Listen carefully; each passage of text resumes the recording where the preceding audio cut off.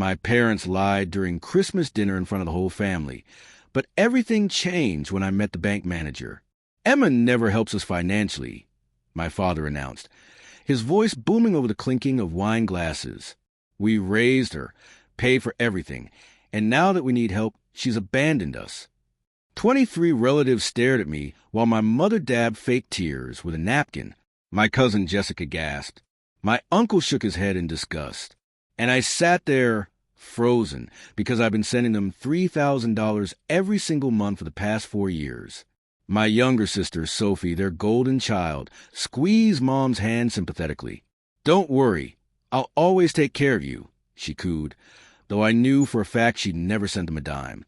The room erupted in praise for Sophie, while I became the family villain, the ungrateful daughter who'd forgotten where she came from.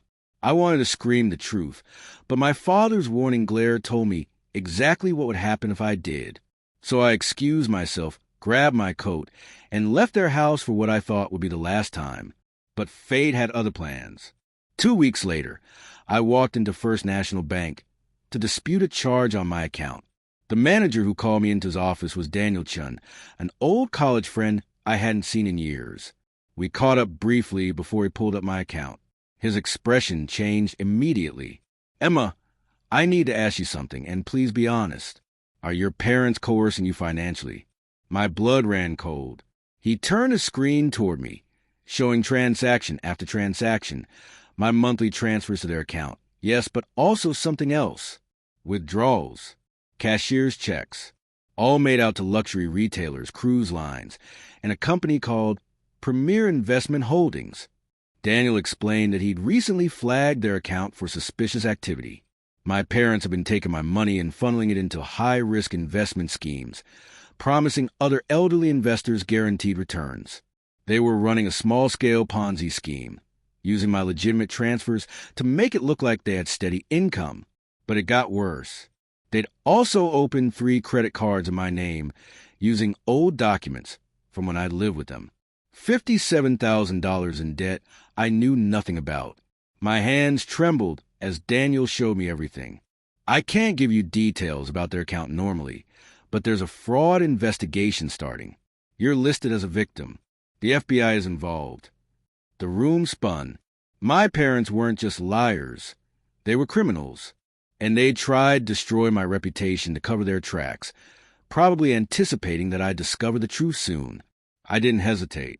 I pressed charges for identity theft and financial fraud. I provided Daniel with every text message, every email where they claimed poverty while booking Mediterranean cruises. I testified to investigators about the Christmas dinner humiliation, explaining how they'd isolated me from my family to ensure no one would believe me when the truth emerged. The investigation moved fast. Turns out my parents had scammed 17 elderly victims out of nearly $500,000. My money had been the foundation of their con, making them look legitimate. When federal agents raided their house 3 weeks later, they found documents, fake investment portfolios, and luxury goods purchased with stolen funds. My mother cried on the news. My father claimed they were trying to build a legacy for their children. The family group chat exploded. Cousin Jessica called me directly, sobbing apologies. My uncle sent a formal written apology. Even Sophie finally admitted she'd known something was wrong, but had been too afraid to speak up. My parents had given her $20,000 to stay quiet and play the perfect daughter at Christmas.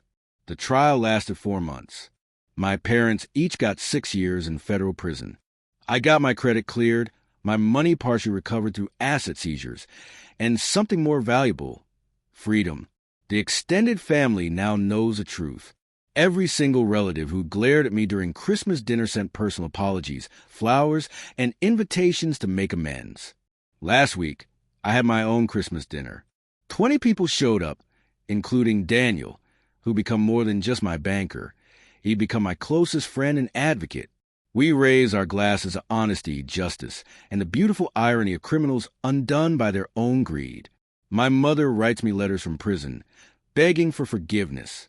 I return them unopened, because some betrayals don't deserve second chances, and some revenge is simply called justice. The bank manager didn't just save my finances. He saved my entire life. And my parents? They're spending the holidays exactly where they belong, behind bars, with plenty of time to reflect on their lives.